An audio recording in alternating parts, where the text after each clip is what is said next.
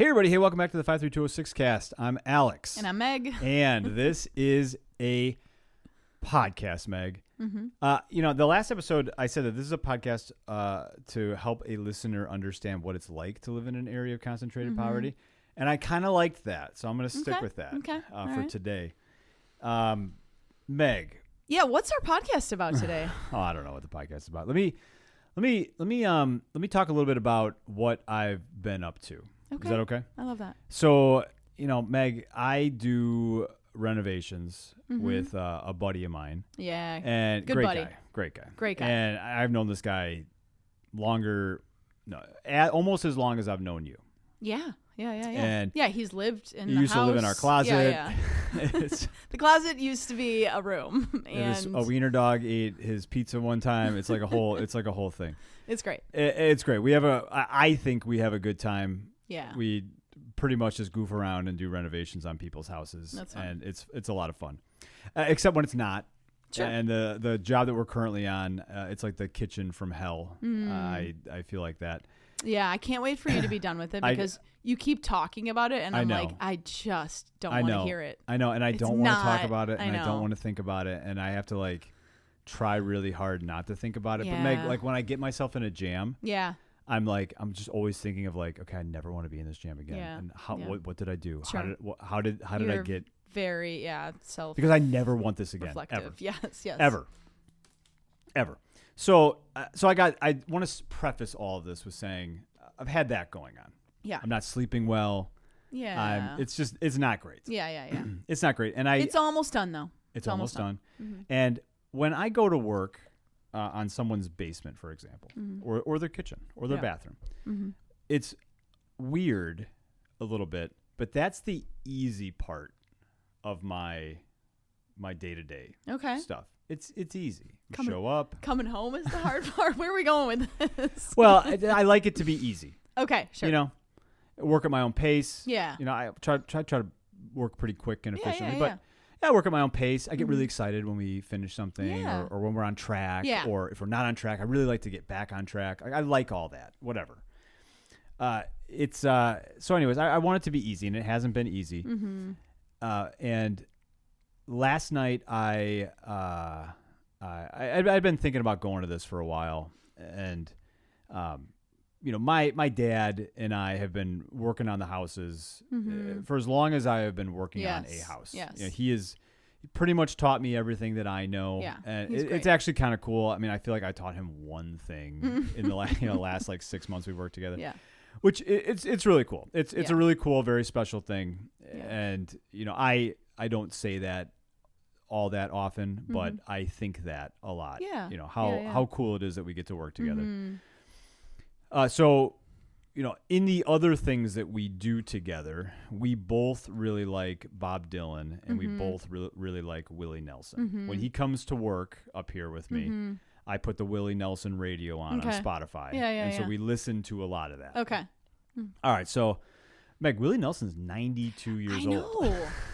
Yeah. He's 92 years old. I don't know how old Bob Dylan is, but he's got to be in his 80s too. Yeah. Bob Dylan isn't a great concert. Okay. It's not if you listen to a Bob Dylan record from the 60s or 70s, it sounds nothing like, he sounds nothing like what he did then. The music is stylistically very different. Okay. He will only play probably 4 songs that and the rest will be from newer stuff that you're I don't. Yeah. We love you, Bob, but we don't really love this. Yeah. But you go because it's Bob Dylan. Yeah. And he's a living legend. Sure. And we have very few living legends. Yes. That are still kind enough to grace us with their with the thing that they do. Another one of those individuals is Willie Nelson. Yeah. Who's 92 years old. Yeah. So last night, my dad and I went out to Alpine Valley, and we got barbecue beforehand, and then we went and saw Bob Dylan. Did you get it from that gas station nearby, or it actually, we did, but they have a restaurant now. Oh, cool. So we went and sat down. Nice. Told them all about this stupid kitchen. And then we had a good time, went to the concert. And so you were going to see who again? Bob Dylan and Willie Nelson. Oh, I didn't realize both of them. Both of them, yeah. I thought it was just Willie Nelson, so okay. Nice. Yeah, and then also Sheryl Crow was there. I'm not a big Sheryl Crow fan, but we heard, but there was lots of lots of swaying middle-aged women. Sure. Yeah. At this, which is kind of interesting going to Alpine Valley, because I've probably been to Alpine Valley 30 times. Okay. Seeing fish, 25, Yeah. 30 times. I don't really go there for anything else. Yeah. And it was a little different. The people move slower. Sure. Because they're all older. Sure. Yes. But it was cool. Yeah. I've been watching on StubHub, and I found we got seats in the pavilion. Nice. Not far enough back we were far enough back for when it was raining. We did get a little rain down. Okay, it was okay. Yeah, it was all right. Mm-hmm. We had a great time. Good. We had a great time. And so I got home late. Yeah. And I have a hard time sleeping right after I drive. Mm-hmm. So I sat up for a little while, and I was, thinking, whatever. And so I got to bed, I don't know, 12:30, 12:45, something like that. Which for you is very late. Very, very late. I'm like a 9 o'clock. Yeah. So I slept in, which was nice. Mm-hmm. Went to go for a run. But Meg, when I was at the concert, I noticed like our doorbell can't, like somebody was like ringing our doorbell. Okay. We don't get a lot of people to ring the doorbell. No. Not very often. And people usually aren't. It's either Amazon or it's like something's going on. Yeah. Like, yeah, we are ringing your doorbell and it's like 10 o'clock at night. Something's going on. Yeah. And we need to. Did you notice that when you were at the concert? Yeah, I got a text on my watch that said the doorbell rang. Yeah. And I don't know. I probably should like not. I should turn all that off when I'm not home. Yeah, because I didn't even see. I'm glad, because I'm very glad I didn't. But I was asleep already. Yeah. So whatever. I swear, like every time I go anywhere. Yeah. Yeah. Yeah. Yeah. It's like the universe knows, hey, you're not in the neighborhood. You should go back to the neighborhood and just make sure everything's all right. Yeah.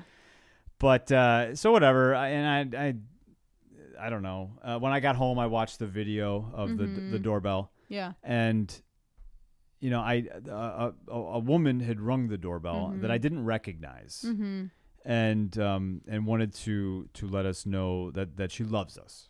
That was one of the things on the doorbell. Okay. I'm like, I did hear my name in one of the doorbell ones. Okay. Yeah. And we know lots of people. Yeah. Lots of people. I'm just stopping by. And when I saw it, I thought it was a kid from the garden. Yes, me too. Because it was at 6. The one I saw was at 6 a.m. Okay, so this individual came back, and rang the doorbell at 6. I was asleep that time, so whatever. So I got a little bit of a later start on the day. Yeah. Kind of looking forward to a nice, easy morning. I didn't actually have anything planned to do. Which for me is wild, because pretty much every minute of every day is planned. You're very planned, yes. I know. I don't want to be that way, but I just, whatever, it works out. You don't have to be. I mean, I keep saying that. I know, but then nothing gets done. That's true. That's true. That's very true. Like, whatever. Yeah. So I get a little bit of a late start, have a couple of cups of coffee, think, I got to get going here. Mm-hmm. So I put my shoes on, get ready to go for a run. And yesterday when I went to work at the rental, that's a different story on why I was at the rental, but actually it's the same story as the beginning, but we don't have to get into it. I noticed that there was a couple of bags of stuff on the porch. Okay. It's not that uncommon for people's stuff to be stashed places. Sure.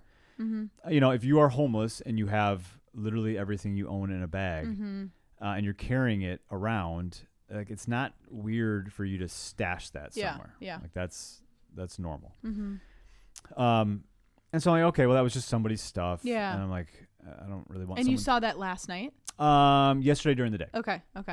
So yesterday during the day, just somebody's stash. Did you put it somewhere, or did you? I just moved it off of the porch to the side. Sure. I didn't throw it away. Yeah. Like I know what I opened the bag and I knew, okay, this is literally probably everything that someone owns is sitting on my porch right now.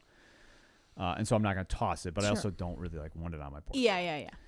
So I just put it in the yard off to the side. So when I left to go for a run, I thought, I'm just going to go check on the White House on the corner. I'm just going to go, I want to see if that stuff's gone. Yeah.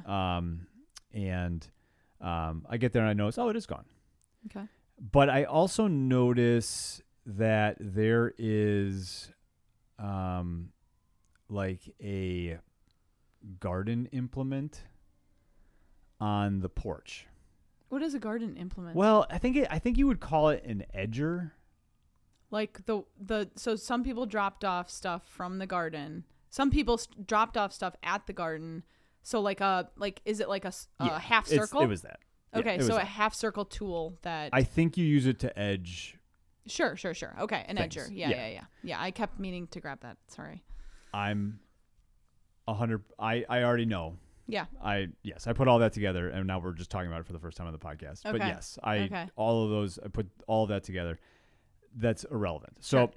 I'm over there. There's an edger. It looks like a hoe, but it's not a hoe. Yeah. Because the hoe like goes down, and this is just like flat. Yeah. This is terrible podcast content, but so yes, this garden implement is on the porch, and I think I never would have left this garden implement on the porch. And when I go to check the security of the buildings, I look at the screens because you can't break into a building if the screens are intact. Sure. And I noticed that there's one of the screens that I would not have left down, or I would have not left raised up, because these new windows I just installed have screens that move up and down, and so this screen was moved up, where I normally would have left it down. I think. Okay. Shoot. Okay. So then I checked the window to see if you can open the window, because I would have left all of the windows locked. Yeah. And yeah, you can open the window. Okay. So now I peek my head inside, and I see the bags that had been on the porch are now in the living room of the White House on the corner. Now, Meg, keep in mind, listeners don't know this, but the White House on the corner has like 8 days worth of work left. 8 days worth of work. People have the person who's moving in has already paid their security deposit. They and are is ready to go. Ready to move in. They are raring. Just so excited to move in. Yes. Yeah. So I got 8 days left. I know, Meg, I know that causes issues with you and I. Yeah. Sometimes, because I connect all the dots. Yes. Very quickly. Yes. And I you immediately think things through. Yeah, sure. Yes. To a fault. Which does cause problems. Yes, to a fault. Yeah. So immediately I think, well, I say some curse words that I don't need to repeat here. And I think it took 7 weeks to special order these windows. Oh my gosh. And they're $250 a piece. Wow. And now I don't care that much about the $250. I care about the 7 weeks that it took to get these windows special ordered because they're a weird size. Yeah. And it's the front of the house. And it's the front of the house. Yes. All of those things. And so I'm not real happy. Sure. Right? I'm not real happy. And you're not going to like this, Meg. I go in the house. Oh my gosh. Climb through the window. Why did you climb through the window? Because the front door was locked, and I was in my running attire, and I don't have I carry the keys with me for that building all the time. Okay. Because I got to go in and out. I'm just wondering why you didn't go back and get your keys. Not okay. Useful. Keep going. All right. So sure. when this happens, because this has happened in that same place, in that same house, Edgar, my little buddy. Oh my gosh, you cannot remember. You cannot forget his name because he etched it into. Yeah, he wrote his name on a whole bunch of my tools and reorganized. So I'm still finding things like hidden in places. I'm like, that's where the concrete vibrator went. Oh my gosh! Wow. Okay, so I'm in there, and I immediately start to assess the situation. Sure. So, Meg, I don't walk into a vacant, although nearly complete building, without assessing the situation. Okay. So here are the things that I'm assessing in case a listener finds himself in this position. So I'm looking to see if my tools are there. Okay. When someone breaks in to steal, they steal your tools. Yeah, because tools are very expensive. Tools are expensive. Anything that says Milwaukee on it, very expensive. Yeah. I have lots of Milwaukee tools. And I don't put them away. Sure. When I'm working. Yeah. I work until it's time to go. Yeah. And then I put the tools down and I walk away. Okay. Tools are right where I left them. Okay. That's so good. That's good. No, none of your tools have been stolen. That's well, great. at least not all of them have been stolen. Yeah, and like you, I think would probably know. Like I kind of remember. Like I know exactly what I was doing. Sure. Like I was screwing up this piece of trim. Okay. And using the little nail gun. The nail gun's there, and the impact gun is there. So everything's there. And just so the listeners know, I've not heard this story before. So true, because this happened today. I only got a text, "Don't park in front. I'll tell you about it later." Well, Yeah, I don't think you coming by would have been useful at that point. Yeah. So I, I said, okay, all my stuff's here. Okay. On the ground, I noticed the bags that had been on the Sure. porch the day before. Okay. And I think that's weird. Yeah. Okay. Also, when you were assessing what was in the bags, did you think it was a girl or a boy? or did you not know? Or did you not think that through? That's a great question. It looked like a girl. Okay. A girl. Okay. So you kind of knew, like, you kind of had a feeling, I'm not walking into a situation where somebody could beat me up. Yeah, no. Were you thinking about your safety at all? Well, I grabbed a hammer. Okay. And I think I had actually grabbed that. What were you going to do with the hammer? Like, hammer somebody? Well, if somebody was trying to, for self-defense, if I was in a situation. Okay, I don't even want to go there. Okay, keep going. Okay, so you grab the hammer. Someone's not gonna. If you're holding a hammer and you know how to swing a hammer, they're not going to walk up on you, and Okay. And try to fight you because you got a hammer in your hand. Okay. Have you ever hit your finger with a hammer? No. It is the most pain you can feel. I have messed up fingers that have never healed because I've hit them with a hammer. Okay. If I hit you in the face with a hammer, there's going to be a problem. I don't think you could do that.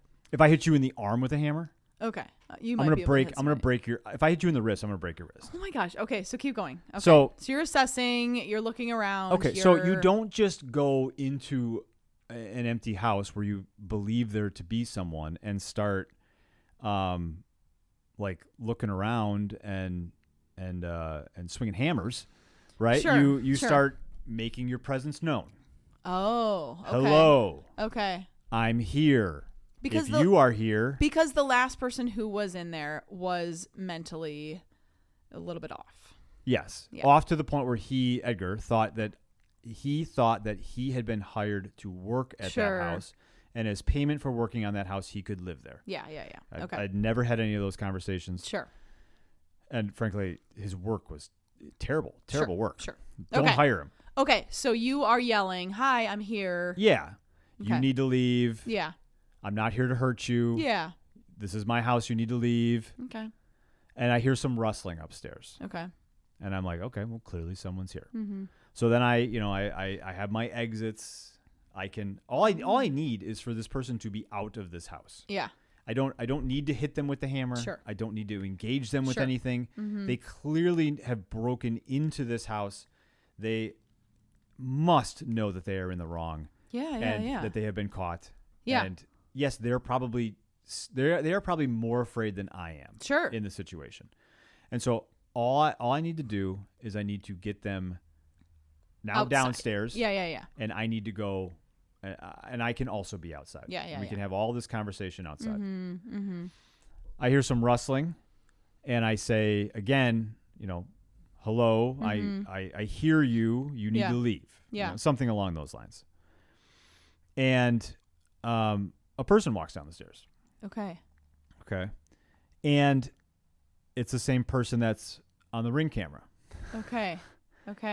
And I'm still not sure who this person is. Sure. So it's a woman. It's a woman. She's probably our age. Smaller. Yes. Looks a person that we know. Yep. Looks different mm-hmm. than I recall. I probably haven't seen her in about 5 years. Mm-hmm. And comes up and gives me a hug.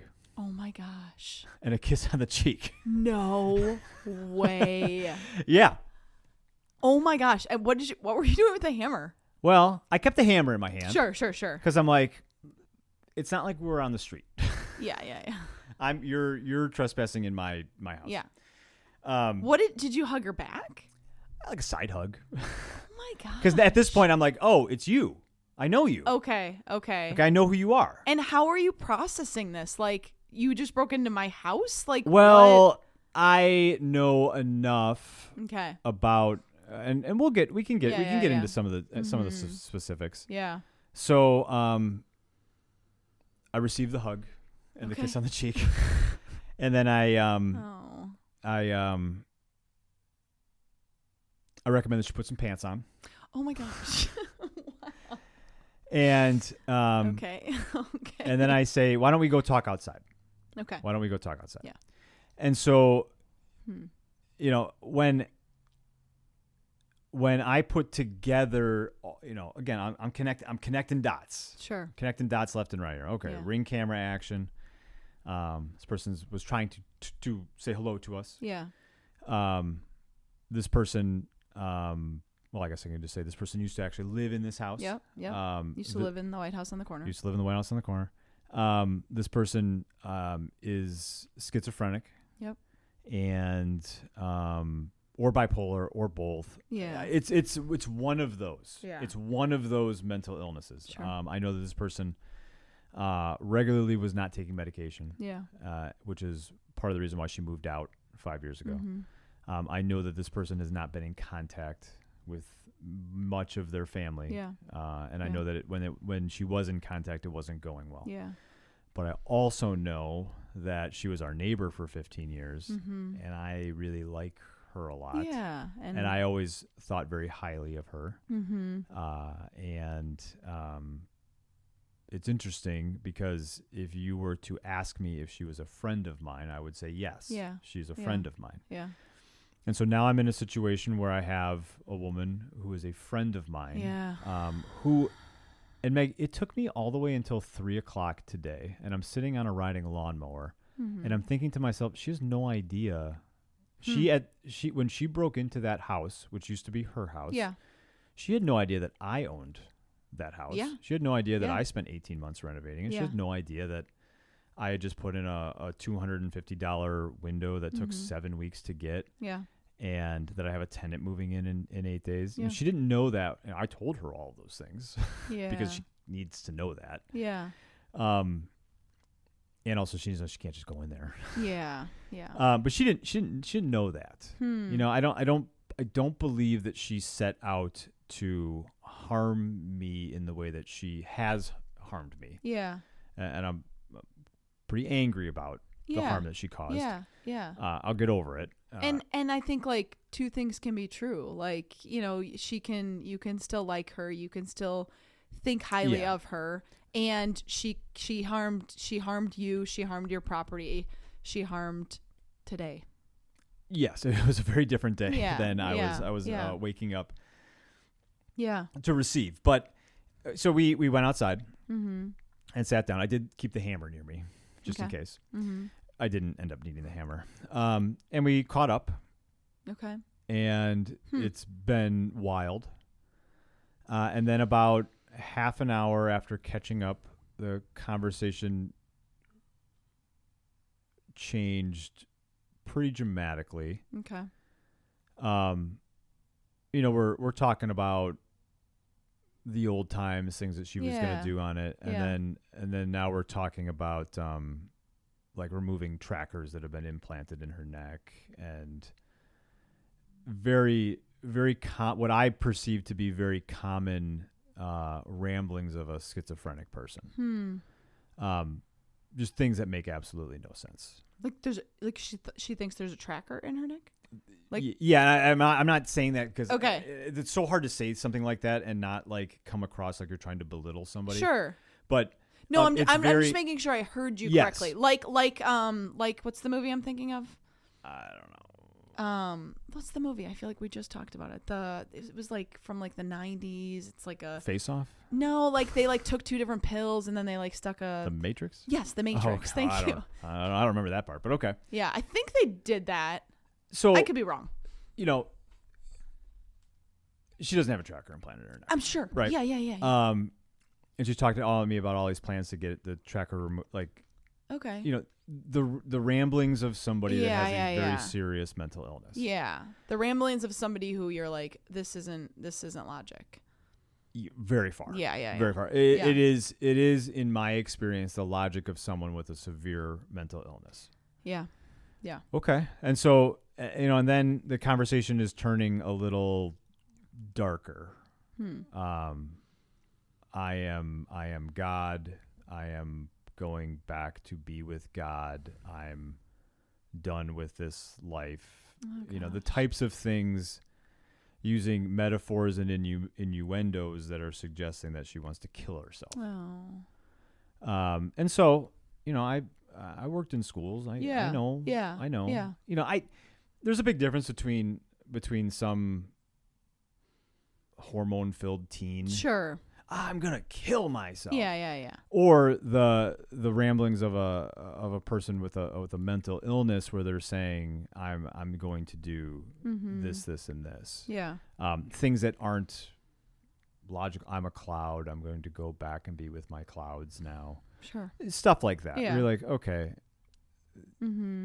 I probably, while this situation has been, traumatic, whatever, but whatever you want to call it, it wasn't a great thing to happen. Yeah. I also at that moment am like, this has to be the wildest thing for her. Yeah. And you're coming back to this house after being, I don't know where you've been. Yeah. Last I heard, she lived over on the south side. So yeah. Whatever. And I think if there's any sense of rationalness in her mind, this would be a pretty low. Yeah. To be woken up in your own house, what used to be your house. Yeah. What you think is your own house. Yeah, and it became at one point, yes, and that's a part of the story that I didn't add, not because I didn't mean to, just because I didn't add it, I forgot. But some of our conversation in the catching up was explaining to her that your dad sold this house. Yeah. And he sold it to a woman in California, and then the woman in California sold it to me. Yeah. And that was 3 or 4 years ago. Yeah. It's been a very long time. Yeah. Because she was, looking for documents and furniture and things that have not been in the building since we've owned it. Yeah. So I don't know when those things were There removed. was 2 rounds of people that lived there. Right. In between. So they're like those things aren't and have not been here for and I'm like trying to tell her I didn't. Yeah. Like, let's say you have a driver's license here. Okay. I don't. Yeah. I've never seen it. I've been through every square inch of this house. I've never seen anything that is yours. So after I'm hearing some of these things where I'm like, this is getting kind of dark, I tell her I have to go to the bathroom, and I go to get my phone because I'm on a run. I don't have my phone. And call the non-emergency number, and just kind of let them know, like, okay, this is exactly what happened. Yeah. I don't totally care, like, from a police standpoint about, like, the break-in part of it. But she clearly needs something. But I'm like, who do you call for, like, a mental health crisis? Yeah. So I learned you do a wellness check on someone. And so, then I came back and sat down and we chatted a little bit more, and then we just sat there for probably close to an hour. Okay. She wasn't saying anything. I wasn't saying anything. I was trying to, but just sat there. And then the police arrived. A wellness check. I want to say, we kind of give some shit to the city of Milwaukee. I thought the police. I feel like the police are great. Yeah, like, I don't love everything. Like, you're always gonna dislike something. Yeah. It's the police. Sure. It's not one person. It's all these people that make up the police force. I thought they did a really great job. Good. And I don't know if we'll have time to get into all the things that I really did appreciate about them, but I do want to say for sure that I thought they did an excellent job. That's good. Handling the situation. So when they arrived, if I'm her, I'm probably starting to realize, I didn't tell her I called the police. Yeah. I wasn't going to call the police if she was coherent. Yeah. And was just for sure. Was just literally confused. Yeah. Because I do not think that she knew that we owned that house. Oh, I'm sure. Yeah. Yeah. And I don't think that she meant to cause harm to you or I. Yeah. In fact, she came by to say hello. Yes. So clearly, she's not didn't come by to punch me. Yes. Right? She gave you a kiss on the cheek. I know. Yeah. So The police came in and she got up and started to distance herself from them, which I get. Yeah. I get. If there is any logical brain functioning in there, you broke into this house. The police are now here. Mm-hmm. I'm telling her they are not here to arrest you. Mm-hmm. I'm talking to the police. I'm telling them some of the things that she has said that are a little scary. Yeah. And I'm saying, and I let them know, like, I know her history. I know her history. Yeah. I she's very clearly not doing well. Yeah. And may potentially be suicidal. Yeah. And I know that the police can detain someone for their own safety. Mm-hmm. And so the police and I talk about that. Yeah. And and I know some of the rules of that from schools. Mm-hmm. And so I'm not at the point yet where I'm saying that you should detain her for her own safety. I don't know that. Yeah, you're just giving them the information to add to their details they have in their head. And I let them know, like, unless and we've had like 2 or 3 of the same type of conversation as some of the things, some of the events unfolded, and there isn't really a dramatic crescendoing event. There really isn't, and I don't actually even know the end result because I went and worked at the garden. Mm-hmm. But the officer said that they would stay for a little while, and they have a crisis. Okay, sure, crisis prevention team or something like that. Camped. I don't know. There's an acronym. Okay. They have a team that will come and help someone that is in crisis. From I got a glimpse. Anybody in that set of circumstances, there's some crisis going on. Yeah. I don't know. I was gone by the time the crisis team arrived. Okay. And it's not like they show up in an ambulance. Like, it's probably just somebody in a car that comes in. Yeah. They said they have a woman. Yeah. That is a part of that team, and so that's great. They talk and they figure out whatever they're going to figure out. So, and that's honestly that's the end. Yeah. It's the end of the story. It's there's really not any. There's as far as I'm aware, as of whatever time it is on Saturday that day. Yeah. There wasn't like a tragedy. Of any kind, which I'm glad. Yeah. I don't obviously I don't want that. Yeah. I think almost the hard part is like, where is she? How's she doing? Like, did she get the help she needs? We don't know.